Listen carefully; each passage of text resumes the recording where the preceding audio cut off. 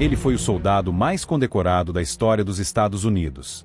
Um jovem franzino do interior do Texas que, aos 19 anos, enfrentou sozinho um batalhão inteiro de soldados inimigos, subiu em um tanque em chamas e segurou a linha até a munição acabar. Virou herói, ator de cinema, ícone nacional. Mas o que poucos sabiam é que Audie Murphy estava sendo vigiado. E agora, em 2025, depois de mais de 50 anos de silêncio, a ciência finalmente decifrou o que realmente aconteceu nos seus últimos dias, e o que foi descoberto não tem nada de heróico. O mistério por trás da morte de Audie Murphy, até então considerado um trágico acidente aéreo, foi reaberto por um grupo de cientistas forenses e especialistas em segurança nacional. E o que eles encontraram aponta para algo assustador: sabotagem. Possivelmente planejada. Possivelmente silenciosa. Mas quem teria interesse em calar um veterano de guerra? Por quê? E o que exatamente ele sabia que o tornava um alvo? Ao longo deste vídeo, você vai descobrir os bastidores de sua vida, os traumas que ele carregava em silêncio, os conflitos nos bastidores de Hollywood, e os arquivos que foram mantidos trancados por décadas, agora revelados em 2025. E quanto mais fundo essa história vai, mais ela parece deixar de ser apenas sobre um homem, e começa a falar sobre o poder de um Estado que teme seus próprios heróis. Corte seco para início da narrativa cronológica. Audie Leon Murphy nasceu em 1925, no meio da poeira e da miséria da Grande Depressão, no leste do Texas. Era o sétimo de 12 filhos, numa família que não conseguia pôr comida na mesa. Quando o pai abandonou o lar, ele ainda era criança. E quando a mãe morreu, ele tinha só 16 anos, órfão, sem estudo, com irmãos menores para alimentar. Com um físico franzino, 1,65 de altura e pouco mais de 50 quilos, foi rejeitado pela Marinha e pelos fuzileiros navais. Mas a guerra não queria saber do tamanho dele. Quando finalmente conseguiu se alistar no exército, em 1942, ninguém imaginava que aquele garoto do Texas se tornaria uma lenda militar. Entre combates na África do Norte, Itália, França e Alemanha, Audie Murphy mostrou algo que nenhuma academia poderia ensinar: frieza sob fogo, inteligência tática e uma coragem que beirava o suicídio. Em 1945, sozinho, ele segurou uma ofensiva alemã inteira sobre um tanque em chamas, ferido, sem reforços, chamando ataque aéreo pela rádio enquanto atirava com uma .50 montada. Ele ganhou a medalha de honra e outras 32 condecorações antes de completar 21 anos. Mas ninguém volta ileso da guerra, nem mesmo heróis. Quando a Segunda Guerra acabou, Murphy era famoso, mas profundamente quebrado por dentro. Ele não dormia. Tinha pesadelos. Trancava-se no quarto com uma arma carregada. Naquela época, os médicos chamavam de fadiga de combate. Hoje, sabemos que era transtorno de estresse pós-traumático, TEPT, e ele foi um dos primeiros a falar disso abertamente. Audie usou sua fama para lutar por direitos dos veteranos. Mas também mergulhou em silêncio, tentando se esconder da própria mente. E foi aí que veio Hollywood. Convites para atuar surgiram rapidamente. Em 1955, estrelou o filme To Hell and Back, baseado em sua autobiografia. O papel, ele mesmo. Revivendo as cenas mais brutais da guerra. Revivendo o terror. O filme foi um sucesso estrondoso, mas Murphy nunca gostou de se ver na tela. Ele dizia que atuar era só um jeito de pagar as contas. Mesmo assim, fez mais de 40 filmes, muitos deles faroestes. O rosto calmo, mas tenso, o olhar sempre atento. Tudo isso fazia dele um protagonista ideal para um cinema de ação contida e honra silenciosa. Mas fora das câmeras, ele lutava contra dores constantes, insônia crônica e um medo que nunca o deixou. Em 1949, casou-se com a atriz Wanda Hendricks. 2 anos depois, o casamento terminou em meio a crises provocadas pelo TEPT e pelo peso da fama. Dias depois, casou-se com Pamela Archer, e com ela construiu uma vida mais estável, teve 2 filhos e encontrou um pouco de paz. Mas só um pouco. Murphy era orgulhoso. Não aceitava ajuda fácil. Recusou o diagnóstico oficial de doença mental e tentou manter sua imagem de homem íntegro. Mas isso também fez com que ele carregasse muitos inimigos invisíveis. E é justamente nessa parte que as coisas começam a escurecer. Ao longo da década de 1960, Murphy começou a circular por bastidores do governo. Participou de campanhas do exército, gravou séries educativas para os militares e teve acesso a instalações e tecnologias que o cidadão comum sequer imaginava. Além disso, ele mantinha contatos com figuras importantes em Washington. E há registros de que, nos últimos anos de sua vida, Murphy fazia anotações detalhadas sobre certas movimentações dentro de agências governamentais. Movimentações que, segundo novos depoimentos revelados em 2025, poderiam comprometer programas secretos da Guerra Fria. O que ele sabia? Com quem ele falava? E por que, justamente naquele período, começou a ser monitorado discretamente? Essas são as perguntas que vão conduzir os próximos capítulos dessa história. Porque o que parecia ser só mais um veterano em fim de carreira, estava mexendo em vespeiros bem maiores do que qualquer campo de batalha. E agora, décadas depois, os cientistas finalmente conseguiram montar o quebra-cabeça da sua morte. Mas, como você vai ver, a resposta não trouxe alívio. Ela só abriu uma ferida muito mais profunda. Ao mesmo tempo em que construía uma carreira sólida em Hollywood, Audie Murphy também travava uma guerra que ninguém via. Não era contra soldados estrangeiros, mas contra lembranças que voltavam toda noite. Contra a ansiedade. Contra a sensação de que ainda estava no campo de batalha.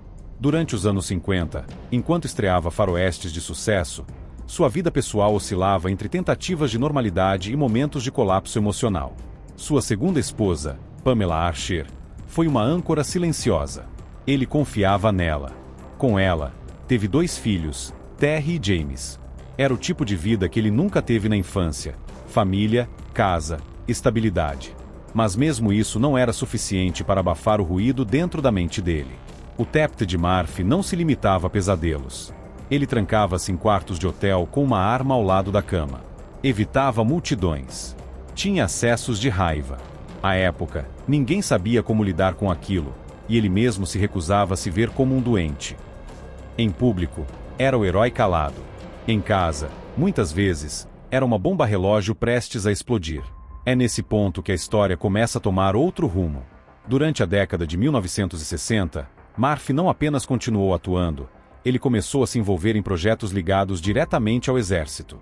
Participou da série The Big Picture, uma produção do Departamento de Defesa que promovia as ações do exército norte-americano em plena Guerra Fria. Ele gravou episódios em instalações militares nos Estados Unidos e na Europa, visitou bases na Alemanha, Turquia e Itália, e teve contato com armamentos de ponta e informações sensíveis. Essas produções não eram apenas propaganda, serviam como uma ponte entre militares e civis. E Murphy, por sua imagem imaculada, era o rosto ideal. Mas esse envolvimento trouxe algo a mais: acesso. Ele começou a ver e ouvir coisas que iam além do entretenimento. Pessoas próximas relataram, anos depois, que Murphy fazia perguntas demais. E anotava tudo. Até hoje, um caderno dele desaparecido em 1970 ainda é tema de debates em fóruns de militares aposentados. Além disso, uma série de projetos cinematográficos propostos por ele, como Horse for Mr. Barnum e When There's Something to Do, pareciam, segundo colegas da época, abordar temas que incomodavam certas figuras ligadas ao governo. Os roteiros nunca foram filmados. Foram rejeitados sem explicações convincentes. E isso acendeu um alerta. Murphy não era um político, mas também não era ingênuo. E nos bastidores de Hollywood, ele já sabia que as relações entre governo e indústria do entretenimento iam muito além de contratos e patrocínios. Era um jogo sutil. Um jogo onde nem todo mundo sai vivo. No fim da década de 60, Murphy estava quebrado financeiramente. Investimentos mal-sucedidos, dívidas crescentes, pressão psicológica e uma sensação constante de estar sendo observado. Ele confidenciou a amigos próximos que achava estar sendo seguido, que seus telefones estavam grampeados. Muitos acharam que era paranoia. Hoje, à luz do que veio à tona em 2025, parece que não era. No início de 1971, ele embarcou num pequeno avião junto a outros 5 passageiros. Era uma viagem rotineira, mas ele hesitou antes de embarcar.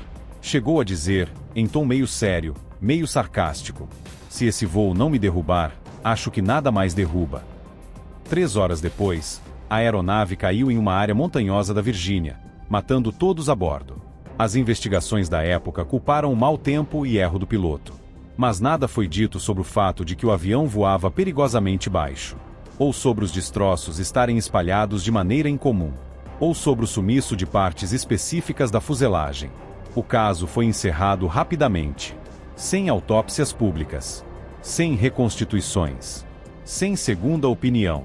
Aos olhos do mundo, Audie Murphy morreu como viveu, em silêncio. Mais um acidente, mais uma tragédia.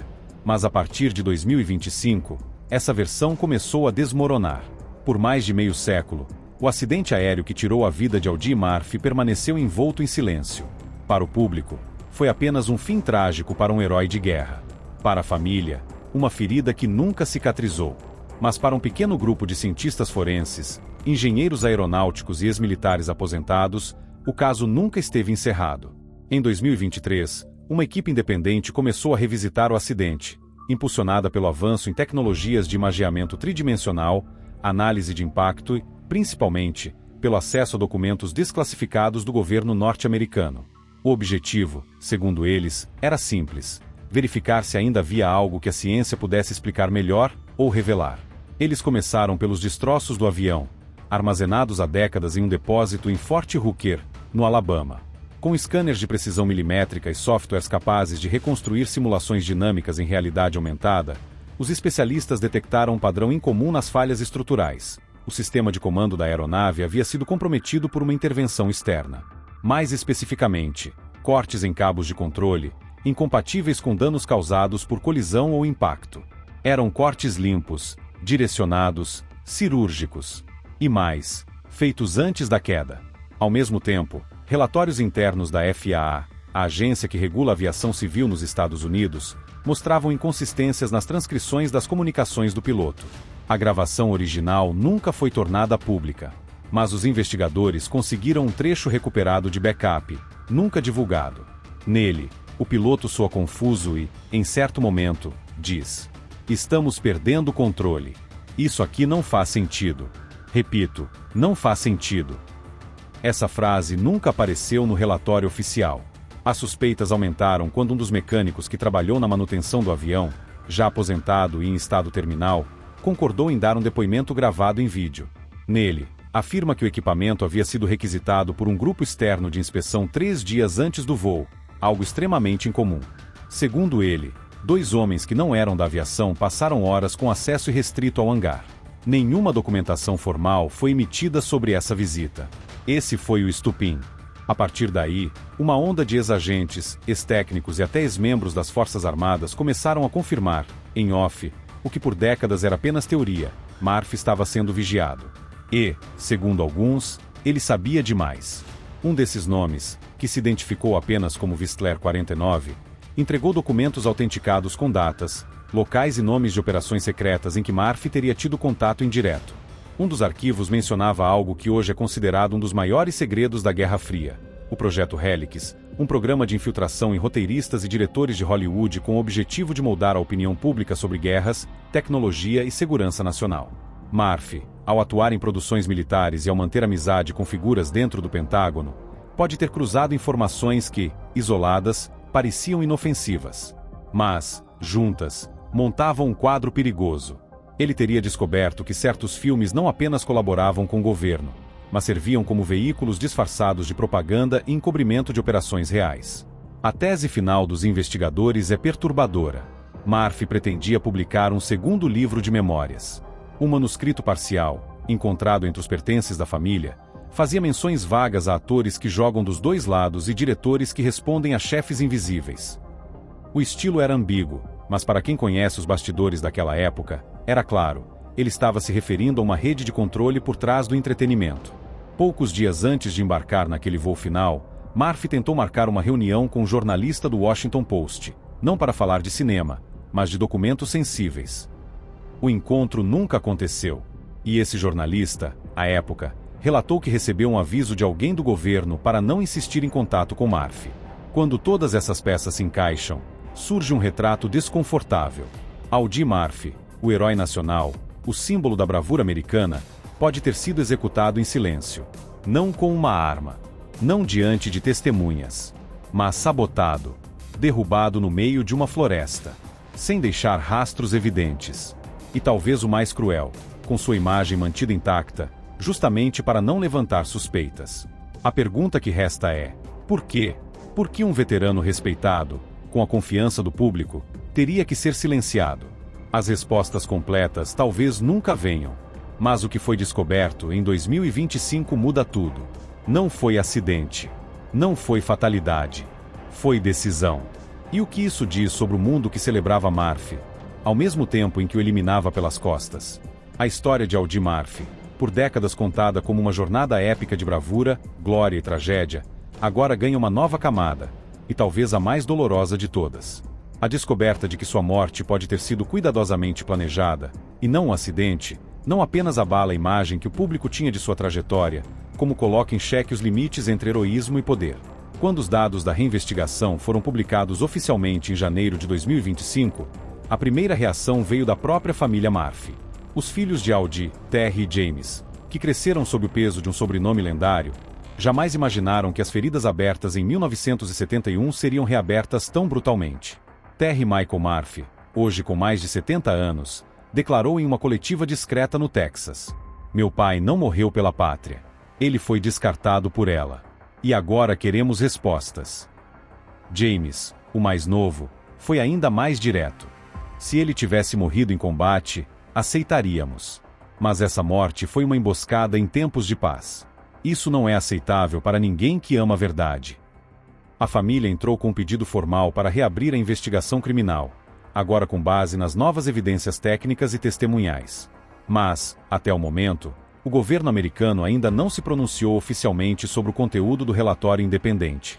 Nos bastidores, no entanto, fontes do Departamento de Defesa admitiram que o caso merece reavaliação histórica. E isso, por si só, já representa uma ruptura sem precedentes com a narrativa oficial mantida por 5 décadas. Historiadores militares agora se veem obrigados a reescrever parte da biografia de Audie Murphy, não apenas como soldado ou ator, mas como uma figura que, nos últimos anos de vida, cruzou linhas que não deveria ter cruzado, e pagou por isso. Alguns estudiosos já começam a comparar seu destino ao de outras figuras que desafiaram sistemas poderosos em períodos de forte tensão institucional, como a Guerra Fria. Não por serem subversivos, mas por saberem demais. E falarem o suficiente para se tornarem incômodos. A verdade é que Murphy não queria ser mártir. Ele só queria ser ouvido. Queria viver em paz, sustentar sua família, deixar um legado honesto. Mas entre a fama e os bastidores da política, acabou se tornando peça de um jogo maior do que ele próprio. Hoje, em 2025, o nome de Audie Murphy começa a ser resgatado por uma nova geração, não apenas como símbolo de coragem em campo de batalha, mas como vítima de um sistema que não tolera vazamentos nem vozes fora do roteiro. Documentários, livros e séries já estão em produção. E a dúvida que antes era sussurrada nos bastidores, agora ecoa publicamente. Quantos outros heróis foram silenciados sob a mesma lógica? O caso de Murphy reabre uma discussão incômoda sobre os limites entre patriotismo e manipulação, sobre a diferença entre servir a pátria e ser descartado por ela, e sobre como o silêncio, às vezes, é mais revelador do que qualquer medalha. Mas o que mais dói é perceber que, mesmo após dar tudo de si no campo de batalha, Murphy nunca teve direito à verdade em vida. A justiça que se busca agora não é apenas pela queda de um avião. É pelo que ele representava. É pelo aviso que sua morte silenciosa deixou. Até os maiores heróis podem ser traídos por quem juraram proteger. E talvez, no fim das contas, esse tenha sido o maior ato de coragem de Audie Murphy. Não o que ele fez em guerra, mas o que ele sabia, e se recusou a calar.